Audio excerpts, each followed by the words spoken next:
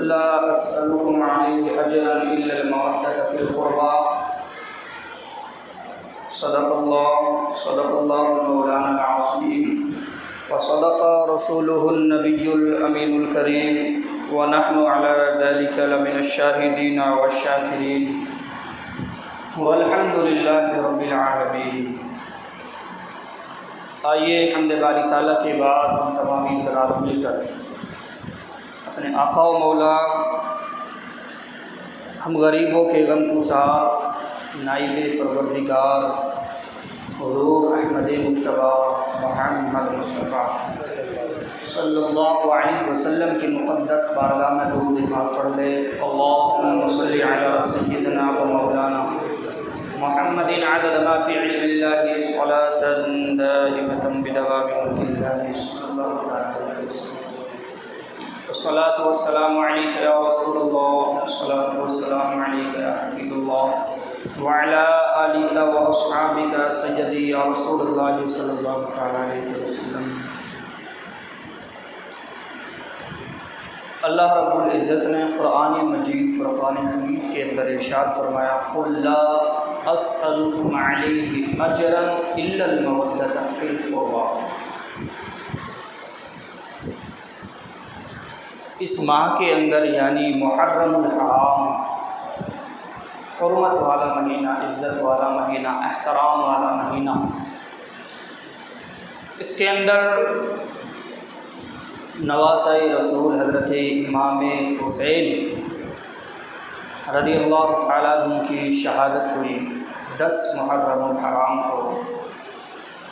باقی 1 سے 10 دن تک جو 10 تاریخ تک جو دن ہیں یہ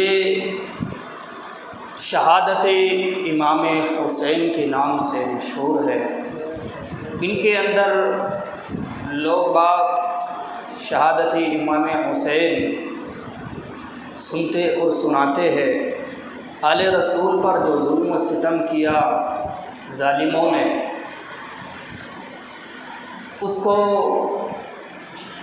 اپنی نظروں کے سامنے تاریخ کے حوالے سے سنتا اور سناتے دیکھتے ہیں اور اس کا غم اپنے سینوں کے اندر احساس کرتے ہیں کہ آل رسول پر کتنا ظلم و ستم کا بازار گرم کیا گیا، کتنا ستایا گیا۔ آج ہمارے گھر کے اندر اگر گھر کا مین ذمہ دار یا گھر کا بڑا بیٹا انتقال کر جائے نا تو باپ کے سالوں تک تو آنسو نہیں رکتے ہیں، غم اولاد میں آنسو نہیں رکتے ہیں، ٹوٹ جاتا ہے۔ کس لیے کہ اولاد کا انتقال ہو گیا۔ اپنی طرف نسبت کرتے ہوئے اب اسی تاریخ کو، امام حسین کی تاریخ کو اپنی آل پر نسبت کرتے ہوئے دیکھیں کہ اگر ایسا ہمارے ساتھ ہوتا تو ہمارے دل پر کیا گزرتی کہ پورا کنبہ لوٹ لیا گیا، بڑے بیٹے کو سامنے شہید کر دیا گیا، بھائی کے بچوں کو شہید کر دیا گیا، عورت کی عزتوں کو پامال کرنے کی کوشش کی گئی۔ لیکن تاریخ امام حسین، تاریخ کربلا کو ہمارے خطبہ اس ڈھنگ میں عوام کے سامنے پیش کرتے کہ ایک ڈر کا ماحول بن جاتا ہے کہ یہ کوئی ڈر کی، خوف کی تاریخ ہے۔ میرے بھائی یہ خوف کی تاریخ نہیں، بلکہ ہمیں بیان اس انداز میں کرنا چاہیے کہ ہمارے آنے والی نسل صبر و تحمل اور ہمت و حوصلہ ان کے اندر پیدا ہو، بزدل نہ ہو جائے وہ اس واقعے کو سن کر۔ ہم ایسا یعنی خوف ایک طاری ہو جاتا مجلس کے اوپر، ایسا ہوا تھا، اتنا ظلم و ستم کیا گیا۔ بھائی کہاں 22,000 کہاں 72 کا مقابلہ، وہ جانتے نہیں تھے کیا؟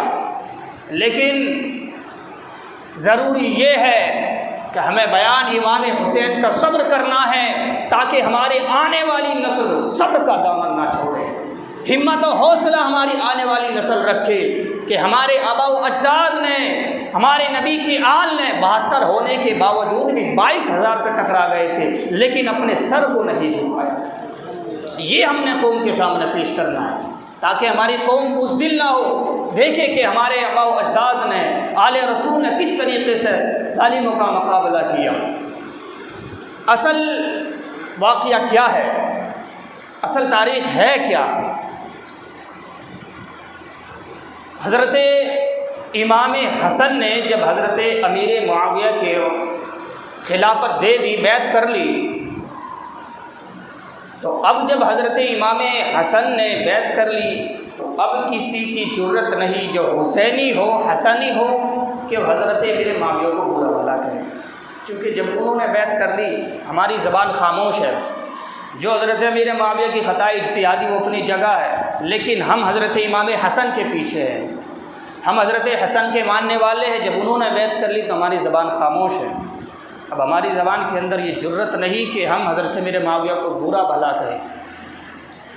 حضرت امام حسن نے حضرت امیر معاویہ کے ساتھ جب صلح کی تو صلح کے اندر یہ بھی حضرت امام حسن نے رکھا تھا کہ حضرت امیر معاویہ سے کہ اہل بیت ان کی جان و مال اور عزت کی حفاظت کرے گی حکومت، یعنی خلافت میں آپ کو دیتا ہوں، تو اس کے عوض آپ 4 چیزیں حضرت حسن نے رکھی تھی، ان میں ایک یہ بھی ہے کہ اہل بیت کی عزت، مال کی اور جان کی حفاظت کرے گی جو حکومت ہوگی۔ اب جب حضرت امام حسن نے حضرت امیر معاویہ کے ساتھ صلح کر لی تو اب جب کچھ وقت چلتا رہا تو ادھر لوگوں نے جو درباری تھے حضرت امیر معاویہ کے پاس جو یزید سے محبت کرتے، یہ یزید حضرت امیر معاویہ کا بیٹا تھا۔ اب کچھ لوگوں نے دربار کے اندر کہا کہ اللہ نہ کرے کب وقت آ جائے موت کا تو آپ اپنی ظاہری حیات کے اندر وصیت کر دیں، آپ اپنی ظاہری حیات کے اندر خلیفہ کی وصیت کر دیں کہ میرے بعد کون خلیفہ رہے۔ حضرت امیر معاویہ نے اس کو بہتر مناسب سمجھا۔ کچھ لوگوں نے کہا کہ یزید کو یعنی خلیفہ کی وصیت کر دی جائے کہ میرے بعد میں یہ خلیفہ ہوگا۔ حضرت امیر معاویہ نے کہا ٹھیک ہے، بلا لیا یزید کو۔ حضرت امیر معاویہ نے لوگوں کے سامنے کہا کہ اگر آپ اپنی خلافت پیش کریں تو سب سے پہلے آپ کی خلافت کی دلیل یہ ہے کہ جب آپ خلیفہ بنیں گے، حضرت امیر معاویہ نے یزید سے کہا کہ خلیفہ تو جب بنے گا جب 3 لوگ تیری خلافت کو تسلیم کر لیں۔ اصل لڑائی کیا تھی اس کی وجہ میں بتا رہا ہوں۔ حضرت امیر معاویہ نے کہا یزید سے کہ اگر 3 لوگوں پر اپنی خلافت پیش کرنا بادشاہت، اگر وہ تیری بادشاہت خلافت کو قبول کر لے تو تو خلیفہ بن جائے گا، ورنہ تو خلیفہ نہیں ہے۔ یہاں حضرت امیر معاویہ بری ہو گئے، یعنی انہوں نے جبراً اپنے بیٹے کو خلیفہ نہیں بنایا۔ انہوں نے کہا اگر یہ 3 لوگ تیری خلافت کو مان لے تو بادشاہ بن جا۔ اب جب حضرت امیر معاویہ رضی اللہ تعالیٰ عنہ کا وصال ہوا تو اس ظالم یزید نے کیا کرا، چپ چاپ نہ تو کسی کو خبر کری، پہلے جتنے گورنر تھے سب پر اپنے ہاتھ پر بیعت کرا لی، سب کو اپنے قبضے میں لے لیا۔ وہ 3 لوگ کون تھے جن کو حضرت امیر معاویہ نے کہا تھا؟ وہ تھے حضرت عبداللہ ابن عباس اور حضرت عبداللہ بن زبیر اور حضرت امام حسین۔ یہ 3 لوگ تھے۔ کہا اگر یہ 3 لوگ تیری خلافت کو تسلیم کر لیں تو تو خلیفہ بن جانا۔ جب حضرت امیر معاویہ کا انتقال ہو گیا تو مدینے کا گورنر اس وقت عتبہ بن ولید تھا۔ حضرت امام حسین نماز عشاء کے بعد مسجد کے اندر بیٹھے ہوئے تھے، ادھر ولید بن عتبہ نے ایک شخص کو بھیجا، کہا امام حسین کو بلا کر لاؤ۔ جب وہ شخص گیا کہا کہ آپ کو ولید بن عتبہ گورنر ہاؤس بلا رہے ہیں۔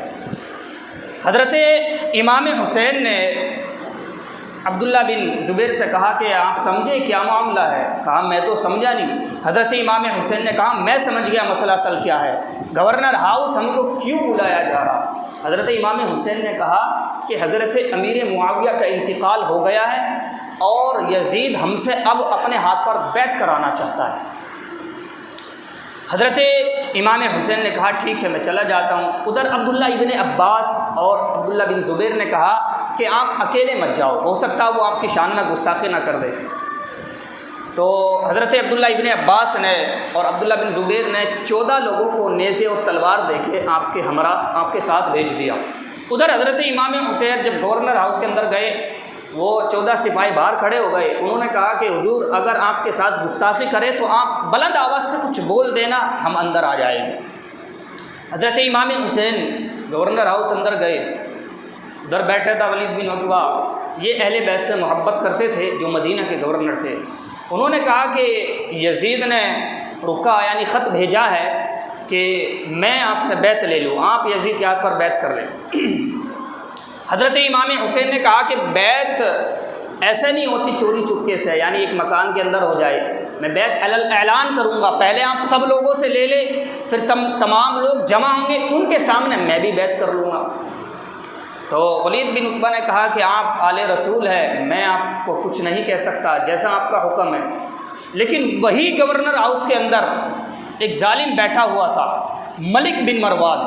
اس ظالم نے کہا کہ ولید اگر امام حسین یہاں سے صحیح سلامت چلے گئے تو پھر تیری خیر نہیں ہے، یا تو ان سے ابھی خلافت یعنی ابھی بیعت لے ان سے، یا جنگ کے لیے تیار ہو جائے۔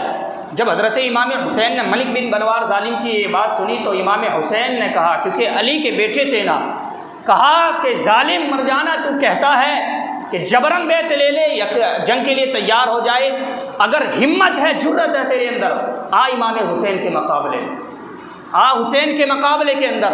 حضرت امام حسین گورنر ہاؤس سے باہر نکل گئے، لوگوں کو جمع کیا، گھر والوں کو کہا کہ بات ایسی ہے کہ وہ جبراً بیعت لینا چاہتا ہے۔ تو لوگوں نے کہا کہ آپ ایسا کریں، ہم مکہ سے اور کوفہ سے لوگوں کو یہاں جمع کر لیتے ہیں اور پھر مشورہ کریں گے ان سے۔ حضرت امام حسین نے اس وقت کہا کہ اگر ہم لوگوں کو یہاں جمع کرتے ہیں، لوگ ہماری محبت میں آ جائیں گے، لیکن ادھر ولید بن عتبہ اور ملک بن مروان جنگ کے لیے تیار ہے، اور میرے نبی نے فرمایا تھا، میرے نانا نے فرمایا تھا کہ ایک دمبا ہوگا جس کی وجہ سے مدینے کی گلیاں خون ریز ہوگی، میں وہ دمبا نہیں بننا چاہتا۔ کیا کہا کہ میں وہ دمبا نہیں بننا چاہتا جس کی وجہ سے مدینے کی گلیاں خون ریز ہو جائے۔ تو حضرت امام حسین نے پھر یہ مشورہ کیا کہ میں مدینہ چھوڑ کر یہاں سے چلا جاتا ہوں۔ 2 دفعہ آپ کے گھر میں تالا لگا، ایک دفعہ جب حضرت علی کوفہ گئے تھے اس وقت امام حسین کے گھر میں تالا تھا، اور جب امام حسین مدینہ چھوڑ کر مکہ گئے اس وقت آپ کے گھر میں تالا تھا۔ آپ یہاں سے چھوڑ کے چلی گئے۔ ادھر یزید چاہتا یہی تھا کہ پہلے ان دونوں کو کیپچر کر لیا جائے، ان سے بیعت لے لی جائے، کیونکہ یہ بڑی شخصیت تھی اس وقت میں، اگر انہوں نے ہمارے خلاف سر اٹھایا تو ہزاروں لاکھوں لوگ ان کے ساتھ آ جائیں گے اور میری حکومت جو ہے جانے کا خطرہ ہے۔ اصل وجہ یہ تھی یزید کی، اسے اپنی حکومت کا ڈر تھا کہ اگر یہ تینوں لوگ کھڑے ہو گئے تو ان کے ساتھ لاکھوں لوگ ہو جائیں گے، میری حکومت تو چلی جائے گی۔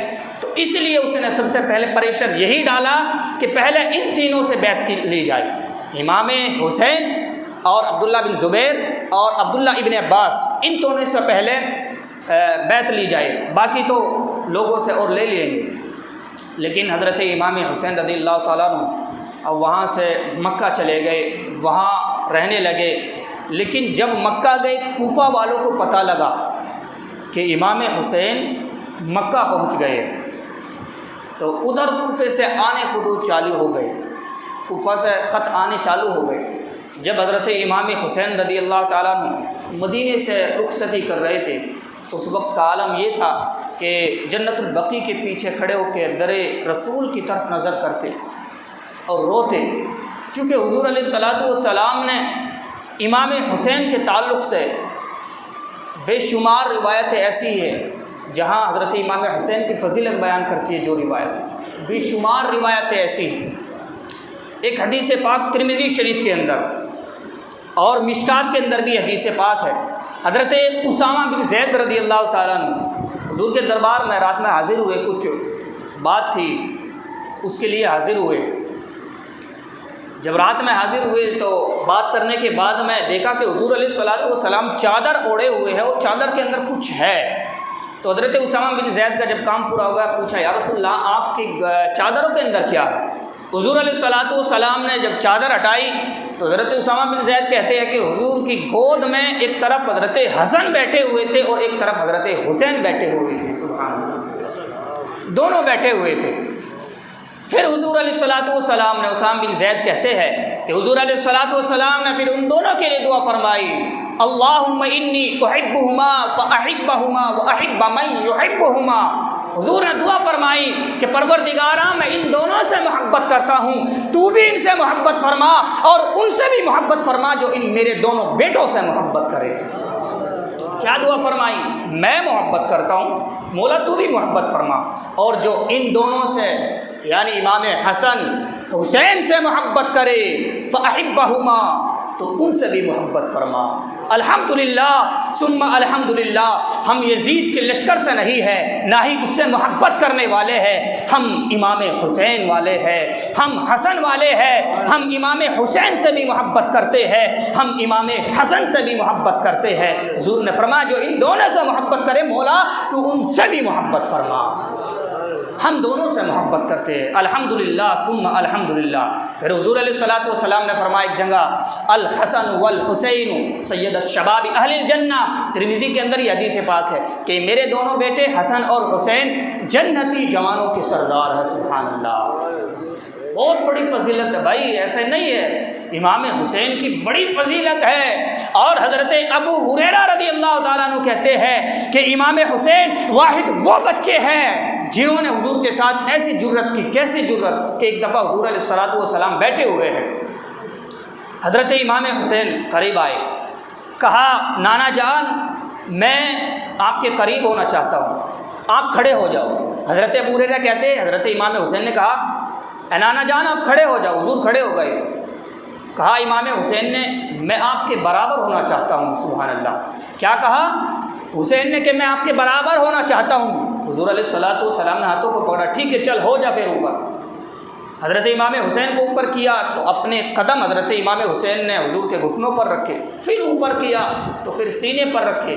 حضرت امام حسین حضور علیہ الصلوۃ والسلام کے سر انور سے تھوڑا سا سر اوپر ہو گیا۔ حضور علیہ الصلوۃ والسلام نے فرمایا حسین تم تو برابر ہونا چاہتے تھے، تم تو قدم مجھ سے اوپر نکل گئے، سبحان اللہ۔ اتنی محبت حضور علیہ الصلوۃ والسلام امام حسین سے کرتے تھے۔ ایک دفعہ حضور علیہ الصلوۃ والسلام جب مسجد نبوی میں جاتے تھے تو حضرت فاطمہ الزہرا کا گھر بھی قریب میں پڑتا تھا، ادھر سے گھوم کے جاتے تھے حضور علیہ الصلوۃ والسلام۔ ایک دفعہ جا رہے تھے تو حضرت فاطمہ الزہرا کے گھر سے رونے کی آواز آئی۔ حضور علیہ الصلوۃ والسلام اندر گئے، دیکھا تو حضرت امام حسین رو رہے تھے۔ فاطمہ سے پوچھا فاطمہ حسین کیوں رو رہے ہیں؟ کہا یا رسول اللہ امام حسین تھوڑا پریشان کر رہے تھے، میں نے ڈانٹ دیا اس لیے رونے لگے۔ اللہ اکبر، حضور علیہ الصلوۃ والسلام نے کتنے پیارے الفاظ فرمائے۔ کہا فاطمہ حسین کو مت رلایا کرو، کیوں؟ کیونکہ مجھے حسین کے اندر سے جنت کی بو آتی ہے، تم حسین کو رلایا مت کرو، سبحان اللہ۔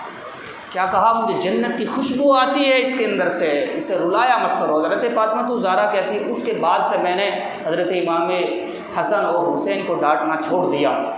کتنی محبت حضور علیہ الصلوۃ والسلام فرماتے ہیں۔ اب آئے حضور علیہ الصلوۃ والسلام نے ارشاد فرمایا کہ وَمَن مَّاتَ عَلَىٰ بُغْضِ آلِ محمد صلی اللہ تعالیٰ علیہ وسلم، جو میری آل سے بغض رکھے ماتا کافرن، حضور نے ارشاد فرمایا جو میرے اہل بیت سے بغض رکھے، ارشاد فرمایا وہ حالت کفر پر مرے گا، وہ حالت کفر پر مرے گا۔ پھر آگے ارشاد فرمایا وَمَن مَّاتَ عَلَىٰ حُبِّ آلِ محمد مَاتَ شَہِیدًا، جو میری اہل بیت سے محبت رکھے وہ شہادت کی موت مرے گا، وہ شہادت کی موت مرے گا۔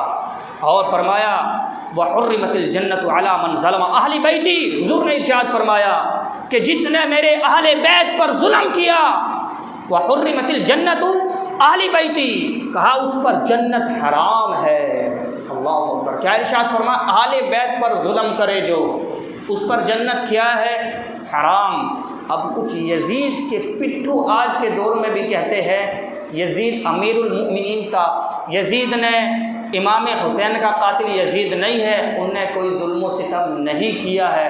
خدا را ایسے لوگوں سے بچے رہے، کیونکہ حضور نے فرمایا مات علی بغض آل محمد، جو اہل بیت کے بغض پر مرے گا۔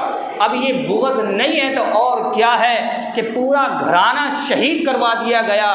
اگر یزید نے نہیں کیا، اس کے گورنروں نے، سپہ سالاروں نے کیا، تو پھر یزید نے جنہوں نے امام حسین کو شہید کیا تھا ان کو سزا کیوں نہیں دلوائی؟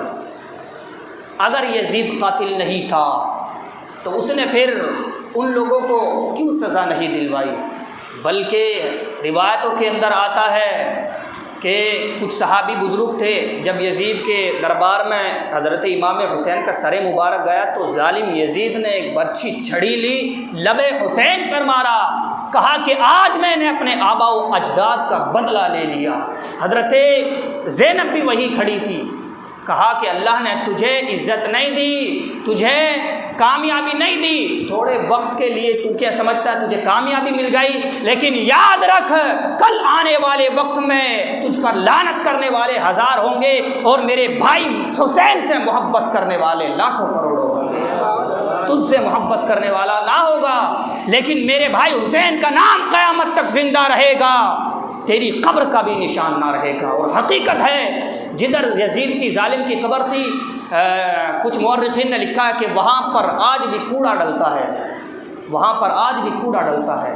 تو خدا را اہل بیت سے محبت ایمان کی دلیل ہے۔ حضور نے فرمایا اہل بیت سے محبت ایمان کی دلیل ہے۔ پھر اللہ رب العزت نے قرآن میں ارشاد فرمایا، وقت کے اندر اتنی گنجائش نہیں جو ایک ایک بات میں آپ کو کھول کر بیان کروں۔ اللہ نے قرآن میں ارشاد فرمایا قُل لَا أَسْأَلُكُمْ عَلَيْهِ أَجْرًا إِلَّا الْمَوَدَّةَ فِي الْقُرْبَىٰ۔